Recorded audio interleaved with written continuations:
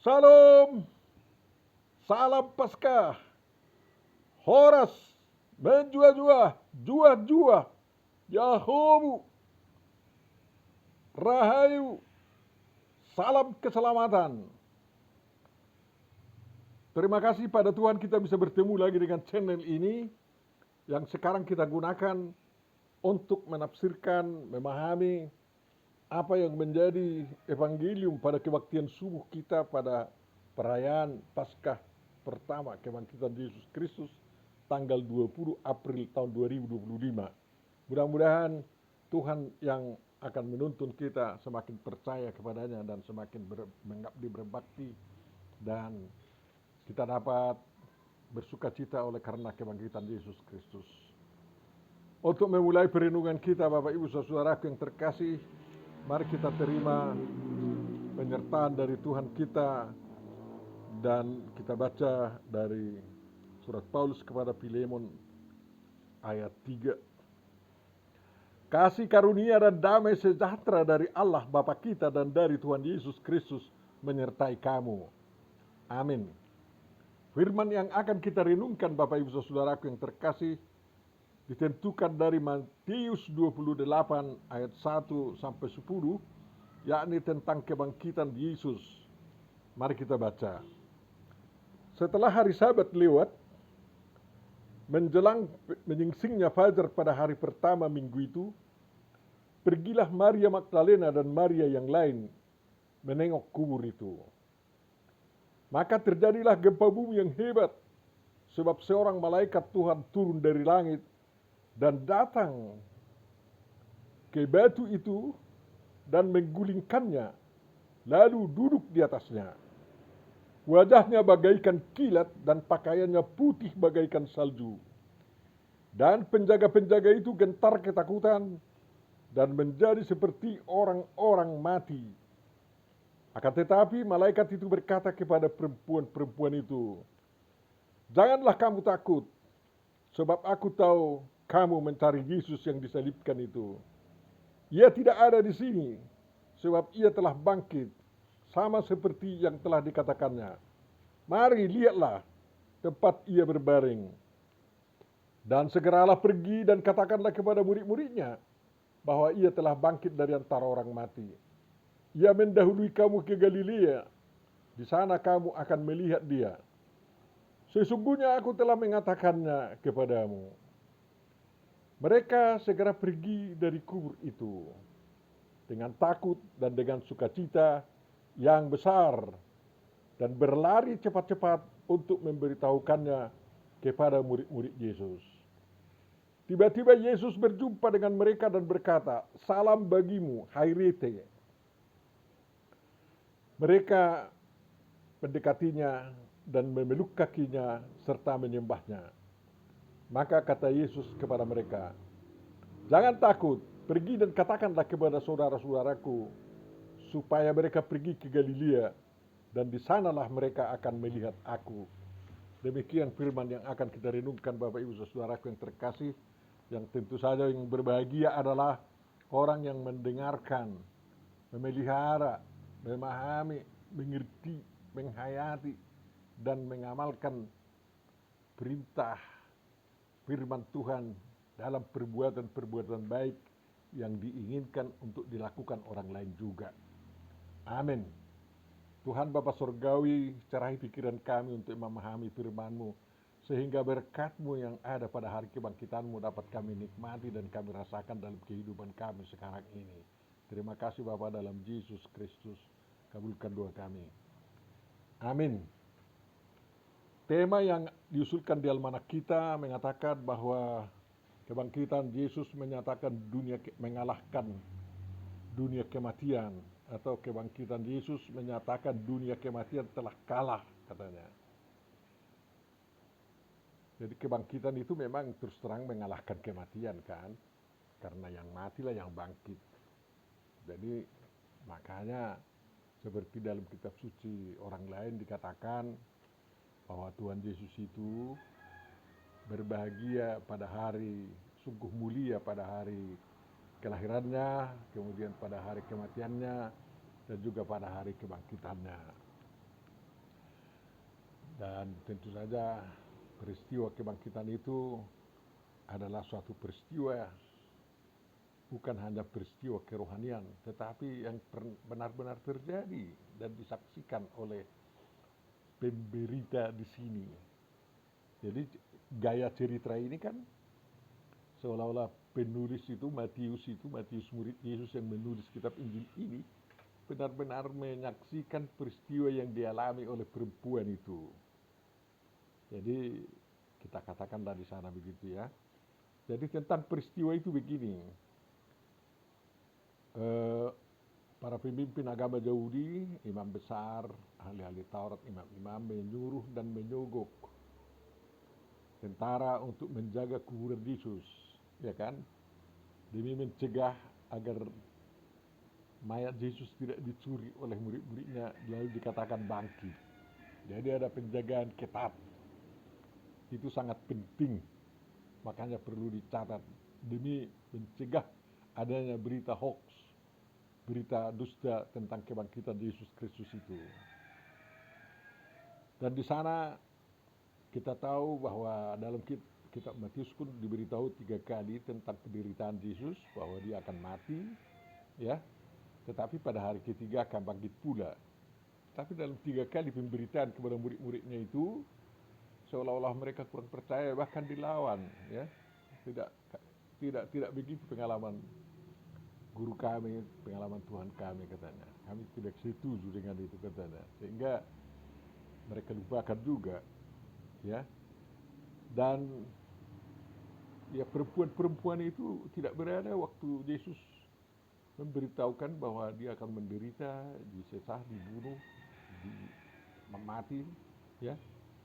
Tetapi bangkit pada hari ketiga. Sehingga sewaktu Yesus dikuburkan pada hari Jumat itu, ya, sebelum mulai Sabat di sore hari, perempuan-perempuan itu ikut menyaksikan tuh Yesus diletakkan di kubur itu. Jadi kubur itu bukan seperti kubur di daerah kita digali baru tutup dengan tanah, enggak. Kubur itu berupa gua, ya, berupa liang lah itu, ya. Ada tempat meletakkan mayat di situ dan tidak ditutupi dengan tanah, ya. Ada juga memang pintunya. Di sebelah atas pintunya ada lubang angin, karena orang Yahudi percaya apabila seorang mati makanya pintu kuburannya itu ditutup, tetapi rohnya harus pergi keluar dari kuburan itu, ya, sehingga ada lubang anginnya. Tapi Yesus bukan keluar dari lubang angin itu, ya. Jadi kita maklumi perempuan-perempuan ini pergi ke kuburan itu setelah 3 hari lewat, ya. Hari Jumat dikubur, hari Sabtu bersabat mereka, ya, hari Minggu lah. Itulah hari ketiga yang dikatakan setelah penguburan Yesus. Dan itu sama dengan hari Ahad, hari pertama, ya, pada minggu itu, ya. Jadi setelah hari Sabat itu, setelah hari ke-7 lewat, dan hari pertama mulai, yakni pagi-pagi, ya, pagi-pagi. Mau fajar menyingsing baru mulai hari pertama itu, hari Ahad, ya. Kita tahu kalender kita kan hari pertama, kedua, ketiga, keempat, kelima, keenam, ketujuh, kan kayak gitu. Hari pertama itu Ahad, ya, hari kedua Senin, ya, Senin, hari ketiga Selasa, hari keempat itu Rabu, hari kelima itu Hamisa, itu hari Kamis. Jadi hari keenam adalah Selasa, itu diganti namanya menjadi Jumat oleh saudara kita seorang. Dan hari Sabtu itu Sabat, ya. Lalu nama Ahad itu diganti oleh Kristen namanya Domingos, atau Minggu, dari kata Domingos, hari Tuhan, ya, hari kebangkitan Tuhan. Jadi setiap kita bergereja, makanya kita tidak berkumpul dari Sabat, agar kita senantiasa sekaligus merayakan Sabat dan merayakan kebangkitan Yesus Kristus, dan juga hari turunnya Roh Kudus. Jadi sekaligus tiga makna perkumpulan kita setiap hari Minggu, ya, yakni hari pertama, hari Tuhan, ya, dan kemudian kita rayakan di sana. uh, Tuhan, kebangkitan Tuhan dan juga pencurahan Roh Kudus, kan kayak gitu. Jadi itulah peristiwa itu. Tuhan Yesus menampakkan diri tidak spontan seperti dirinya, seperti biasa ditunjukkan. Ya, dia keluar dari kubur itu setelah ada gempa bumi. Jadi berarti kuasa Tuhan yang membangkitkan dia. Ya, ada orang ya bangkit sendiri lah itu, persoalan itu. Yang gerti itu bisa dikatakan, pasti bisa dikatakan aktif ya. Jadi biasanya Tuhan yang dibangkitkan oleh Tuhan ya, dan peristiwa membangkit pada kebangkitannya terjadi gempa bumi. Dan gempa bumi itu juga membuka kuburan-kuburan di sekitar Yerusalem, dan banyak orang-orang bangkit berjalan-jalan ke kota, dilihat orang-orang banyak kan kayak gitu. Dan Tuhan Yesus sebenarnya menampakkan diri, tetapi tidak asli seperti diri Yesus seperti dikenal perempuan-perempuan itu, tetapi seperti malaikat, ya, malaikat Tuhan yang bercahaya dan sangat putih bajunya, ya, luar biasa itu. Mengapa saya katakan Tuhan Yesus adalah malaikat itu dalam penampakannya? Karena dalam teks ini malaikat itu yang bicara dan mengatakan pada akhir bicaranya, mengatakannya, sesungguhnya aku telah mengatakannya kepadamu, katanya ya. Jadi aku itu sebenarnya Tuhan Yesus Kristus. Dan setelah mereka keluar dari kuburan itu pergi berjalan, dan Yesus memang menjumpai mereka, dan barulah mereka kenal secara sepenuhnya. Lalu mereka menyembah Yesus Kristus, ya. Sambil mereka pergi ke Yerusalem untuk memberitahu kepada murid-murid bahwa Yesus sudah bangkit. Di sini tidak diberitahu bahwa Petrus ikut ke kuburan itu. Dalam berita Injil yang lain yang diberitahu bahwa Petrus dan Yohanes ikut ke kuburan itu. Tetapi dari cerita ini, seolah-olah Matius juga menjadi saksi mata. Kita katakan saksi mata untuk peristiwa itu kan, makanya dia tulis begini. Bapak Ibu, itulah peristiwa itu, ya, kebangkitan Yesus. Sebenarnya peristiwa kebangkitan itu sebenarnya bisa dipercaya dari pekerjaan-pekerjaan Tuhan dan berita perjanjian lama juga. Karena ada nabi juga yang membangkitkan orang mati. Ya. Si Elia itu juga berdoa agar anak orang janda itu bisa hidup kembali ya. Dan hidup memang kembali. Dan waktu Yesus pun melayani pemuda dari Nain itu yang sudah mau diantar ke kuburan, diberhentikan dan diturunkan. Ya, anak muda, bangun kau, katanya, bangun ya. Dan si anak gadis itu, talita kum, katanya, bangkitlah kau, katanya, bangkit juga. Jadi peristiwa kebangkitan itu sudah diperkenalkan sebenarnya sama orang banyak ya, sama orang-orang Israel. Dan Lazarus juga disaksikan oleh orang banyak yang sudah lebih dari 3 hari mati, ya. Dikatakan tarik dia keluar, buka itu kain kafannya, katanya. Akhirnya berdiri kau, berdiri, bangun. Lalu mereka makan, biasa-biasa. Jadi peristiwa-peristiwa itu sebenarnya sudah menghantar orang banyak mempercayai bahwa ada kebangkitan orang mati. Hidup kembali itu artinya kebangkitan, ya kan? Dan di sini Tuhan Yesus bangkit. Mengapa dia harus bangkit? Sebagai berita keselamatan bagi kita, bahwa kebangkitan Yesus menjadi jaminan kebangkitan kita di hari akhir zaman itu, ya. Dan kita lihatlah perempuan itu mengejar kubur di berita yang lain untuk membalsemi Tuhan Yesus, mau membumi, ya. Ya itulah semangat manusia. Tuhan juga mau dibumi agar bisa dilihat-lihat, ya, dipegang-pegang di suatu tempat. Tapi Tuhan tidak mau menjadi jasad yang dimumi, ya, atau jasad yang dibalsemi. Nah, tapi dia menjadi Tuhan yang hidup di kalangan orang-orang percaya. Jadi Tuhan yang hidup, itu yang kita butuhkan. Tuhan bangkit untuk menyelesaikan pekerjaannya dalam rangka mengkonsolidasi murid-muridnya untuk berani memberitakan kerajaan Allah yang datang di dunia, sebagaimana dikatakan dalam pesan terakhir itu ya, agar murid-muridnya ya pergi ke seluruh dunia memberitakan Injil, dan siapa yang percaya akan selamat, menjadikan semua bangsa menjadi pengikut-pengikutnya, mengajari mereka apa yang diajarkan oleh Tuhan Yesus Kristus, dan mereka dikuatkan agar tidak takut karena Tuhan menyertai mereka. Jadi dalam peristiwa kebangkitan itu sudah ditunjukkan bahwa Tuhan telah berkuasa sehingga berita tentang Dia tidak perlu disembunyikan, harus menjadi terang. Peristiwa alam pun memberitahu ya.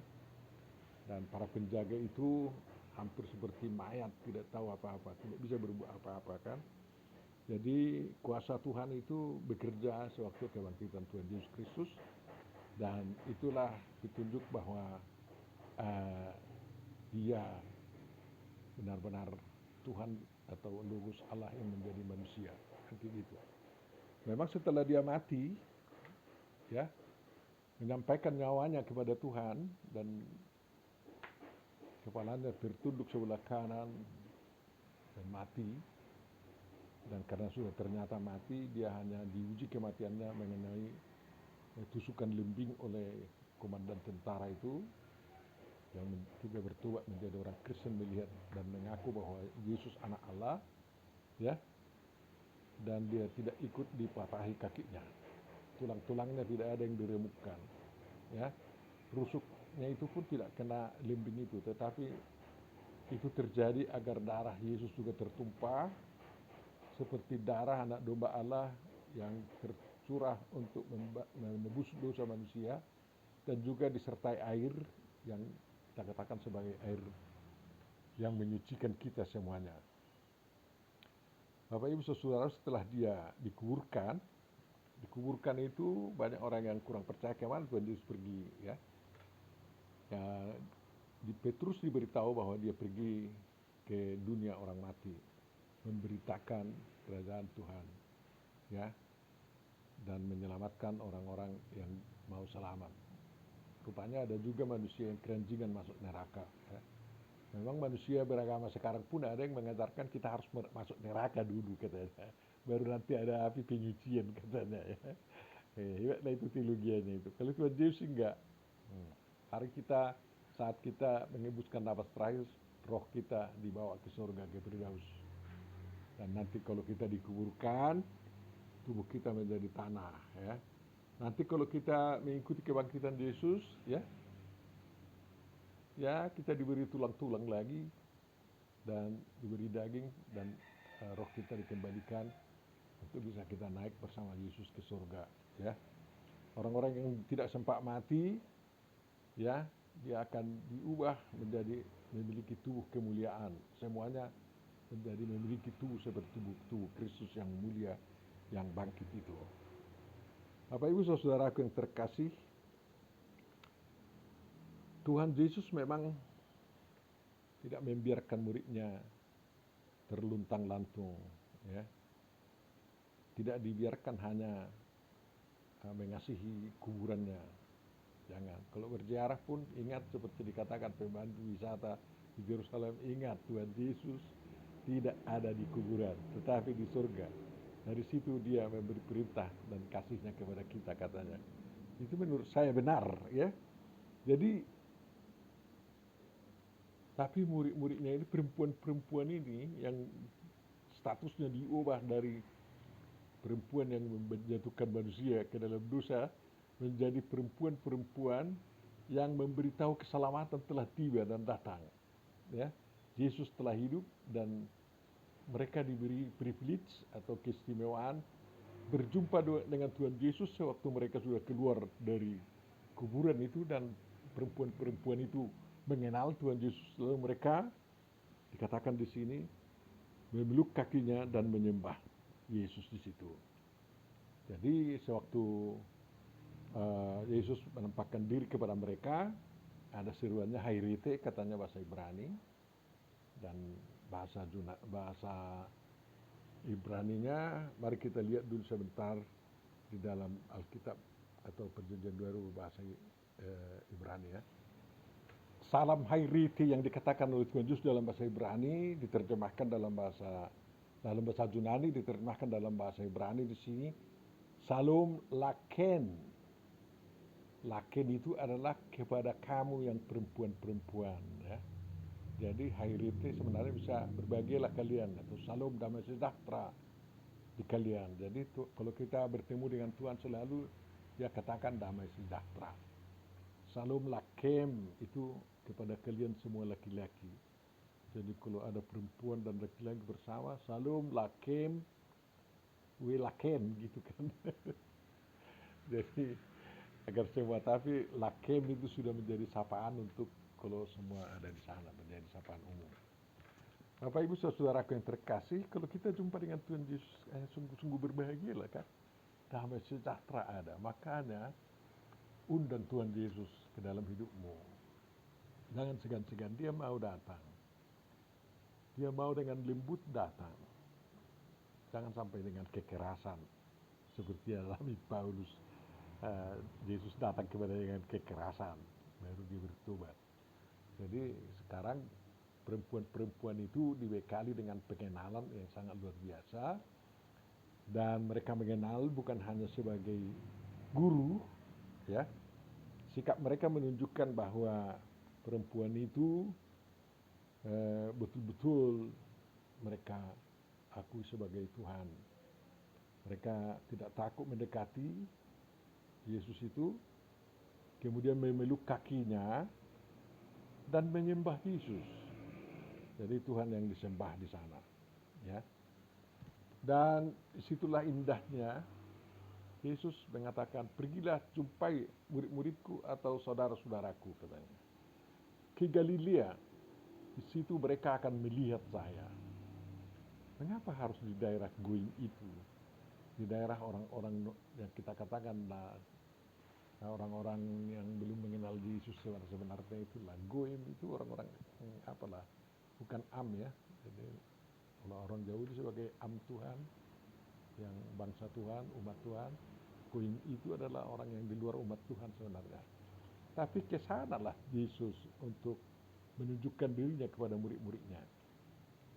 Berarti Yesus memilih penampakan dirinya ke kalangan murid-muridnya itu di daerah-daerah yang bukan umat Tuhan. Ya. Karena mereka akan diutus ke sana. Dan bukan meninggalkan Yehuda atau Am Tuhan atau umat Tuhan itu, tapi tidak lupa bahwa daerah Goim harus tahu keselamatan yang dibawa oleh Tuhan Yesus Kristus, ya.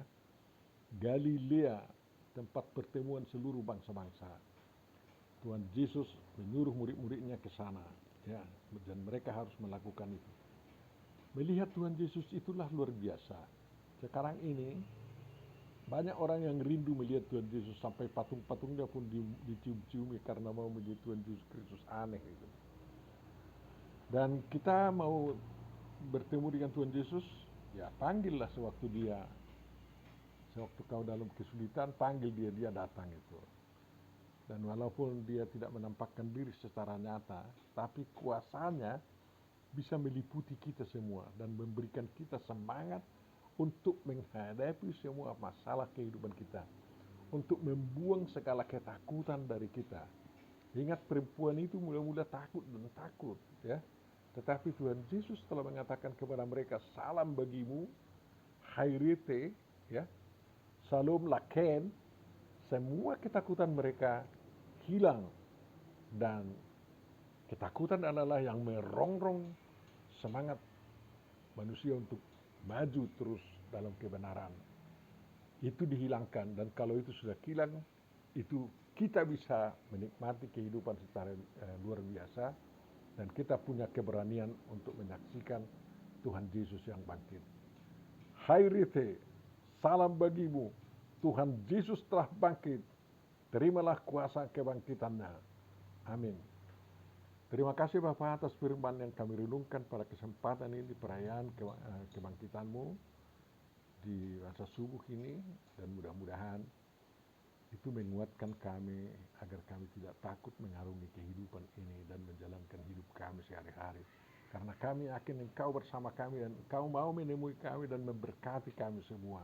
Di dalam Yesus Kristus, terima kasih Bapa, kabulkan doa kami.